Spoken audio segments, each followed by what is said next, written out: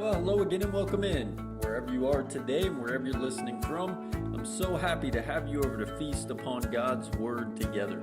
Get your plate ready today and take a seat. It's the 44, which is Matthew 4:4. Man cannot live on bread alone, but by every word that proceeds from the mouth of God. Let's eat. Welcome in today to episode 24 of season 4 of the 44, where today we're going to dive into the infamous story of David and Goliath. And what I hope to have us eat on here today is something that I've never really considered or thought a whole lot about, which really began as I was sitting in the back of our teen class on Wednesday night. Just this last week, where they're going through the end of 2 Samuel, and we're in chapter 21. And there at the end of that chapter, you have these mentions of war against the Philistines and another giant and another Goliath, and then a man with 6 fingers and 6 toes. And it caused them in their class to go back to the story of David and Goliath. And I was just sitting there in the back, just listening in, and started to do a little more reading of the story of David and Goliath that's told in 1 Samuel 17, where one of the more fascinating details from this story hit me upside the head in the same way that David's stone hit Goliath. And it's found in verse 40, and it reads this way, that David took his stick in his hand, and he chose for himself 5 smooth stones from the brook. And he put them in the shepherd's bag, which he had even in his pouch, and his sling was in his hand. And he approached the Philistine. And you might be thinking, okay, well, what in the world is fascinating about that? Well, here it is. Because I started to think after reading the whole story and then getting to this verse, why did David pick up 5 stones to face this giant Goliath, knowing God was on his side and having all the confidence that God would be with him? I mean, we often, so often with this story, focus so much on David's faith and his confidence in this story. Like day after day, this man Goliath walks out and he taunts these people, and it left them discouraged and leaves them afraid. And here comes this little shepherd boy that walks up and says, with the help of God, I got this. Which very likely means David was pretty confident that this would all play out exactly as it did, with him hurling 1 stone and Goliath falling to the ground after 1 blow to the head. So then, here's my question. Why does the Bible say that he reached down and he took 5 smooth stones? Have you ever thought about that one? I mean, I hope it's not just me here, but after chewing on this for a while and reading about it, here's what I got for you today. You see, we oftentimes have some really misguided and potentially even wrong views when it comes to our faith and our trust in God, and that oftentimes, depending on the situation, we think that what it means to have faith and trust in God is that I just sit back and I relax and I do nothing and I just wait on God to act. But I think this part of David's story challenges that. Like, if not already seen through his experiences that he points to as a shepherd, maybe we see it too in these 5 stones. Because what I really want us to eat on today over and over and over again is that our faith should not be the kind of faith that is passive, but rather should involve some preparation and therefore some action. You know, there in 1 Samuel chapter 17 in this story, David, this young shepherd boy on one side, and this behemoth of a man, Goliath, on the other. Like, there are so many moments in this story where we see David's faith shine forth. For example, when we see him say in verse 37 of this chapter that the Lord who delivered me from the paw of the lion and from the paw of the bear, he will deliver me from the hand of the Philistine. I mean, that's faith. And that's faith that is backed up by some past experiences. And yet again, before confronting Goliath, you got these 5 stones that he picks up, but he only sends Goliath to the ground with one of those stones. So again, my question that I'm hung up on here is why 5? Well, I tried to do some reading on this and really was all over the place in my reading. And one theory that I read out there points to Goliath's 4 possible brothers, or possibly that his 4 brothers that are mentioned in the very place our teenagers were reading about in 2 Samuel chapter 21, where you have these 4 giant-like warriors from Gath, and they're later defeated by David's men. Like some scholars suggest David might have been readying himself for these other guys to join in the fight after taking down Goliath. However, we don't know that for sure. But I think more than that, what we could rightly say and should learn from here is that strategic mindset from David. Because on one hand, while we see his faith all over this story, when it comes to these 5 stones, you could ask the question about whether or not that shows a lack of faith. I mean, David, if you had so much faith in God for him to deliver right here in this instance with Goliath, then just take 1 stone. Why take 5? And then it's like this, or at least this for me, because I don't think that the picking up of the 5 stones is a lack of faith. In fact, I'd say far from it, and instead shows us exactly what we're after today.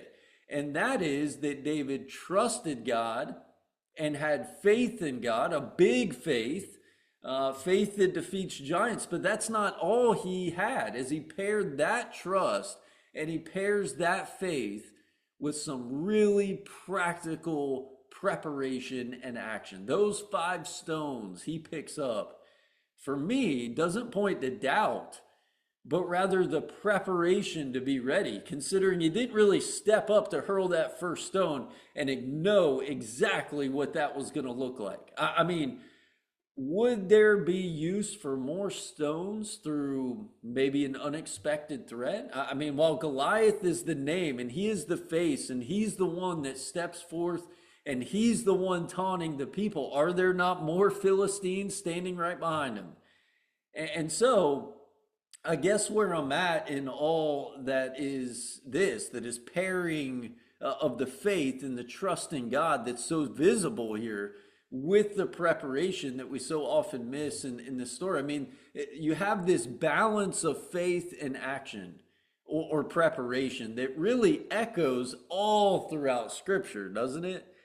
For example, when you consider another story that most people know, Noah, Genesis chapter 6, God warns him of a flood, and Noah trusts the promises of God, but he spends years building an ark to those exact specifications. His faith fueled his labor and some action on top. On top of that, what we read of Noah in Hebrews chapter 11 is this. Listen into this. This is important. By faith, Noah, being warned by God about things not yet seen, in reverence, prepared an ark for the salvation of his household. I hope you see that. The faith and the faith that is in action. Similarly, if we take a peek at my man Nehemiah in chapter 4 in verse 9 of the book of Nehemiah, Nehemiah prays for protection against enemies attacking Jerusalem. But that's not all he does. As we read there in Nehemiah chapter 4 and verse 9, that he posts guards and he arms his people. So back to David here. I mean, I think we see this example throughout the Scriptures, is that faith drives preparation. Faith drives action, not passivity. So in trying to go deeper, trying to go a layer deeper here for your 44 today, I mean, what else can we learn from this story that maybe we've missed for years? Because this is one of those stories we've heard since we were kids. I mean, I've been a Christian for 25 years and I've never considered these five stones and what they mean. It's always been, let's just eat on this one stone and the impact of this one stone and this one man and the faith that he had against this giant. So what can we learn? Here we go. The first part of your 44 is this, that we need to trust God and we need to have faith in God, but we've also got to prepare diligently. Like that's what we see here. I mean, there is absolutely zero doubt here that David had a full and complete faith and trust in God and the confidence to show for walking out there to face this giant. And yet there are those five stones. It reminds me a lot of Joseph's story in Genesis 41, where he trusts God's warning of famine, and yet what does he do but prepare diligently in organizing a massive grain storage plan, right? I mean, there's probably too many of you listening here today to lay out any specifics and really truly hit the mark, so I'll just leave this part of your 44 right here with this. Like spiritually, each and every one of us, like David, we need to anchor our heart in the promises of God, but practically equip ourselves to step into his plan and that promise, whatever it looks like, through faith and through our effort and preparation and action, and to do that diligently. You see, faith and effort are not opposites. They are partners in God's work through you and should be seen in you. We just talked a few episodes ago about Paul thanking God for the Thessalonians' work of faith. It's not a passive thing, it's active. To trust God and have faith in God, but prepare and work and do it diligently. Here's number two, second part of your 44, that I think that these five stones can teach us is that David was planning for the unexpected. I mean, honestly, these five stones could have been for Goliath's brothers. We don't know that for sure, but it could have also been for a missed first shot. Like, what if he missed on the first go around on the first toss? I'm not sure, but you see, showing faith includes preparing for the potential of the unexpected or the surprise. Like, I mean, when it comes to our lives, most especially spiritually, what happens if you aren't ready for the unexpected? Again, if we go to my favorite guy, Nehemiah, if you know his story in Nehemiah chapter 2, while Nehemiah trusts God and he has faith that God will help him rebuild the walls of Jerusalem, he doesn't just waltz off and make that trip from Susa to Jerusalem. Instead, what he does before he takes off, he requests letters from the king for a safe passage and for timber on the way, because he anticipates some of the unexpected. He planned for some surprises, like potential opposition or a shortage of resources. And so in a very practical sense, back to these five stones of David, our readiness ensures that we're equipped for the unexpected while also trusting and having faith in God and his guidance. And then finally, the last part of your 44 today through this story, or this part of this story, should be that there needs to be a balance between confidence and humility. You see, David didn't grab one stone and show off by just taking one stone out there and slinging the one. And then on the other hand, he didn't pull a wheelbarrow up to a pile of rocks and load up a wheelbarrow full of hundreds and hundreds of rocks out of fear, thinking he was going to need that many. Five was plenty enough, which reminds me of some words of Jesus in Luke 14, using the example of a man planning to build a tower, and how before laying a single stone, he calculates the resources that he's going to need to finish that job, which ensures I'm not going to start out like boldly and with so much confidence only to fizzle out and fail halfway through the job and face a bunch of ridicule. Like, this hits me in a way that shows the blend or the combination of a bold commitment with some humble planning, showing that our faith in God's calling should also come with some humility about us. Like spiritually, this looks an awful lot like having full confidence in Him, yes, in His direction, but all the while we're humbly seeking His wisdom through prayer and through reading His Word and through study. So, like David's 5 stones, there's this balance that best equips us to act boldly when it's needed without overstepping into the land of pride, which we know is what is sure to pop up before a fall.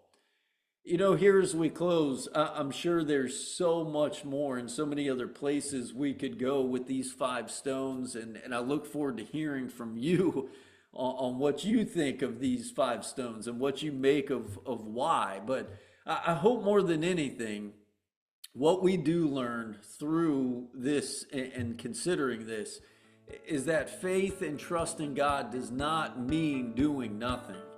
And when it comes to why he picked up 5 stones, whether he was having a look and eyeing Goliath's brothers or just being practical, what we see David do here is trust God and act wisely.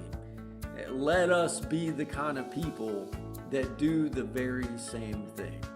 And thank you guys so much for tuning in today. As always, I love you so much. And until next week, keep on eating.